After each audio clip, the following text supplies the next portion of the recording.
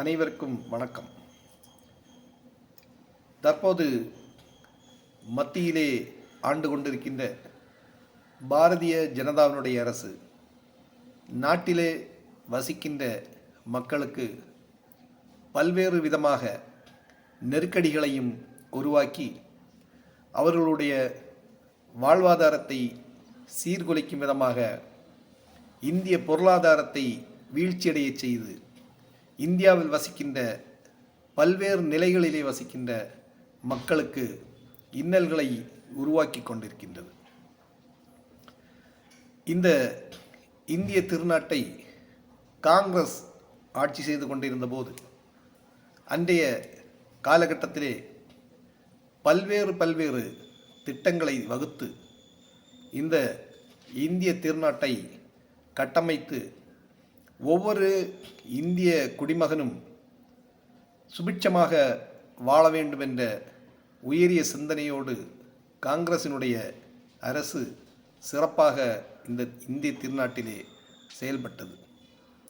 தற்போது ஆட்சி புரிந்து கொண்டிருக்கின்ற இந்த பாரதிய ஜனதாவினுடைய அரசு காங்கிரஸ் கொண்டு வந்த நல்ல திட்டங்களை சீர்குலைத்து தனியாருக்கு தாரை வார்ப்பதும் மக்களுக்கு இன்னல்களை உருவாக்குவதுமாக பல்வேறு திட்டங்களை செயல்முறைப்படுத்தி கொண்டிருக்கின்றது.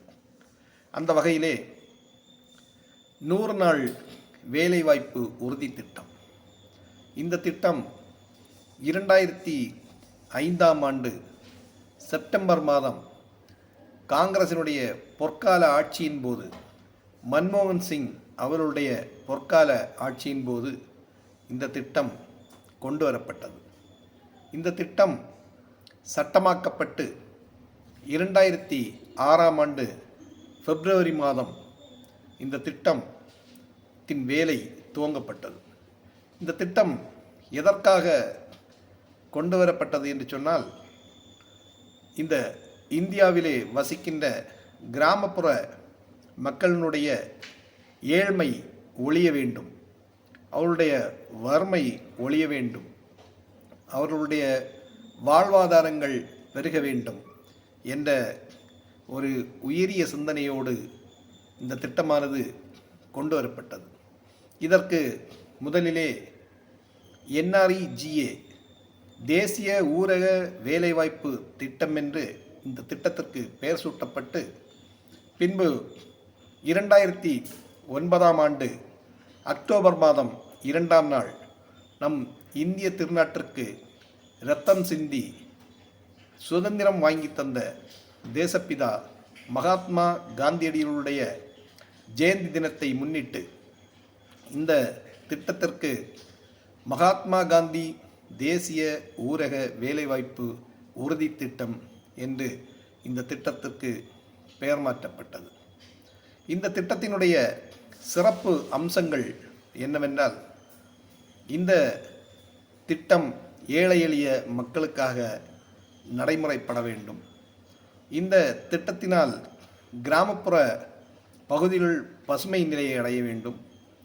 கிராமப்புற நிலங்களில் உள்ள நீர்நிலைகள் அது செம்மைப்படுத்த வேண்டும். வறட்சிகள் ஒழிய வேண்டும். மரம் நடுதல், நீரோடை அமைத்தல், உரம் தயாரித்தல், இப்படி இந்த திட்டத்தினால் பல்வேறு அம்சங்களாக இந்த திட்டம் வெளிக்கொண்டு வரப்பட்டு மக்களுக்கு பயன்பெறும் நிலையிலும் இந்த திட்டம் அமைக்கப்பட்டது. தற்போது மத்தியிலே ஆளுகின்ற பாரதிய ஜனதாவினுடைய சர்க்கார் இந்த திட்டத்தை சீர்குலைத்து, இந்த திட்டத்தில் ஒரு நபர் 100 நாட்கள் வேலை புரிய வேண்டும், இந்த திட்டத்தினால் இந்த நபர்களுக்கு 100 நாள் ஊதியம் பெற வேண்டும் என்ற சிந்தனையோடு கொண்டு வரப்பட்ட இந்த திட்டத்தை தற்போது 100 நாட்களுக்கு பதிலாக சரியாக 50 நாட்கள் கூட இந்த மக்களுக்கு வேலை கிடைக்காத ஒரு நிலை இன்றைக்கு உருவாகி கொண்டிருக்கின்றது. வேலை செய்தாலும் அதற்கான ஊதியத்தை மத்திய அரசு கொடுக்காத ஒரு நிலை இன்றைக்கு இந்த இந்திய திருநாட்டிலே நிலவிக் கொண்டிருக்கின்றது. இந்த திட்டத்தில் மகாத்மா காந்தி தேசிய ஊரக வேலைவாய்ப்பு என்ற இந்த பெயரை தற்போது மத்தியிலே ஆளுகின்ற பாரதிய ஜனதாவினுடைய அரசு இன்றைக்கு விபிஜி ராம்ஜி என்ற ஒரு பெயரை மாற்றி இந்த நம்முடைய தேசப்பிதா காந்தியுடைய பெயரை களங்கப்படுத்தி இருக்கின்றது. மேலும் இந்த திட்டத்தில் பயனாளிகளுக்கு 100% மத்திய அரசே நிதிகளை பகிர்ந்தளிக்கப்பட்டு கடந்த 20 ஆண்டு காலமாக சிறப்பாக செயல்பட்ட இந்த திட்டத்தை தற்போது 60% மத்திய அரசும் 40% மாநில அரசும் கொடுக்க வேண்டும் என்ற ஒரு நடைமுறையை இன்றைக்கு அமல்படுத்தி இருக்கின்றது. கடந்த காலகட்டத்தை விட இப்பொழுது தற்போது இருக்கின்ற காலகட்டத்தை பார்த்தோமானால் அரசியலமைப்பு சட்டப்பிரிவு 280 கீழ் 15வது நிதி ஆணையத்தின்படி 41% மத்திய அரசு மாநில அரசுக்கு நிதியை பகிர்ந்தளிக்க வேண்டும். ஆனால் கடந்த 2004-2005 நிதியாண்டில் 2,151 லட்சம் கோடிகள் இன்றைக்கு மத்திய அரசு தர வேண்டிய நிதி நிலுவையில் உள்ளது. ஆனால் தற்போது 40% இந்த 100 நாள் வேலை திட்டத்திற்கு மாநில அரசு அந்த நிதியை கொடுக்க வேண்டும் என்ற ஒரு நெருக்கடியை மேலும் மேலும் மாநில அரசின் தலையிலே சுமத்துகின்றது. இது வன்மையாக கண்டிக்கத்தக்கது. இப்படிப்பட்ட பல்வேறு நிலைகளிலே மத்திய அரசு நெருக்கடிகளை கொடுத்து இன்றைக்கு நாட்டு மக்களையும் இந்த 100 நாள் வேலை செய்கின்ற பாமர மக்களையும் வஞ்சித்து கொண்டிருக்கின்றது. இந்த நிலை மாற வேண்டும். மகாத்மா காந்தி அவருடைய பெயரை களங்கப்படுத்தியதை மிக வன்மையாக காங்கிரஸ் கட்சி கண்டிக்கின்றது. இந்த பெயர் மீண்டும் இந்த 100 நாள் வேலை திட்டத்திற்கு MGNRG என்று பெயர் மாற்றம் செய்ய வேண்டும். விபிஜி ராம்ஜி என்ற ஒரு பெயரை அகற்ற வேண்டும் என்பது காங்கிரஸ் கட்சியினுடைய ஒரு கோரிக்கையாகவும் போராட்டக்களமாகவும் இன்றைக்கு மாறியிருக்கின்றது. இந்த நிலை மாற்றப்பட்டால் மட்டுமே தான் இந்தியாவில் வசிக்கின்ற ஒவ்வொரு மக்களும் சுபிட்சமாக வாழ முடியும் என்பதிலே எந்த ஒரு சந்தேகமும் கிடையாது.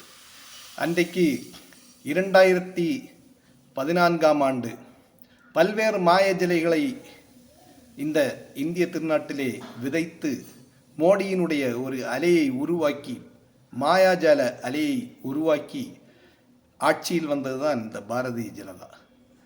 தற்போது பல்வேறு நிலைகளிலே தனியாருக்கு தாரை வார்ப்பதும், அன்றைக்கு காங்கிரசினுடைய ஆட்சி காலத்திலே இந்தியாவினுடைய கடன் சுமை 58 லட்சம் கோடி.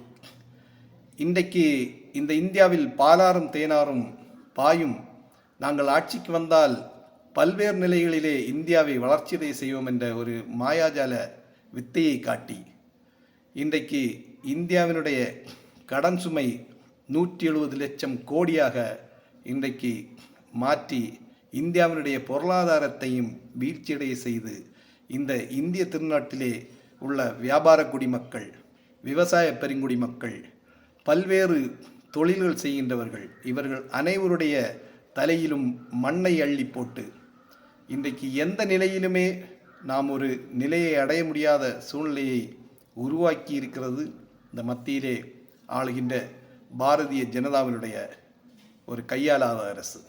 இந்த நிலை மாற்றப்பட வேண்டும் என்று சொன்னால் மத்தியிலே காங்கிரசினுடைய ஆட்சி மீண்டும் மலர வேண்டும். அதற்கு அனைத்து நிலைகளிலும் இளைஞர்கள் முதல் பெரியவர்கள் வரை பாடுபட வேண்டும். இந்தியாவினுடைய கட்டமைப்பை அறிந்து அன்றைக்கு இருந்த இந்தியா எப்படி இருந்தது, இன்றைக்கு இருக்கின்ற இந்தியா எப்படி இருக்கின்றது என்ற ஒரு நிலையை நாம் அறிந்து செயல்பட வேண்டும். ஒவ்வொரு குக்கிராமங்களிலும் காங்கிரஸ் என்ற ஒரு நிலை மாற வேண்டும். மதவாத சக்திகளிடமிருந்து, மதவாதிகளிடமிருந்து இந்தியாவை விலக்கி எடுத்து மக்களாட்சி மலர வேண்டும் என்று கேட்டு அமைகின்றேன். நன்றி, வணக்கம், ஜெய்ஹிந்த்.